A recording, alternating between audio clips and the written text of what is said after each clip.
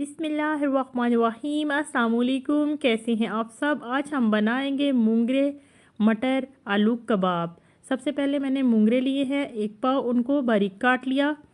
कद्दूकस किए हुए आलू लिए हैं मैंने आधा किलो। मटर मैंने 1 पाव लिए हैं। पानी शामिल करेंगे 2 कप। अब इसमें कुटी लाल मिर्च शामिल करेंगे 1 खाने का चम्मच। नमक हस्बे जायका शामिल करेंगे। गरम मसाला आधा खाने का चम्मच। पिसा हुआ धनिया 1 खाने का चम्मच। काली मिर्च 1 खाने का चम्मच। मिक्स कर लेंगे और गला लेंगे।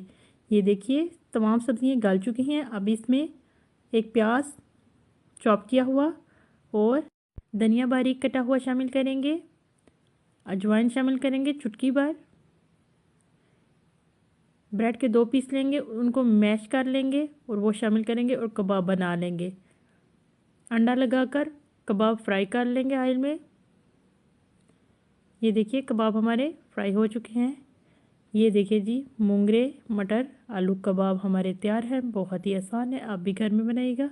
कम ही लोग मूंगरे खाते हैं, लेकिन मैंने सोचा क्यों ना ज़रा डिफरेंट तरीके से बनाए जाए कि आप घर में बनाएं और खाएं और मुझे बताएं कमेंट्स करके कैसे बने। इजाज़त चाहती हूँ।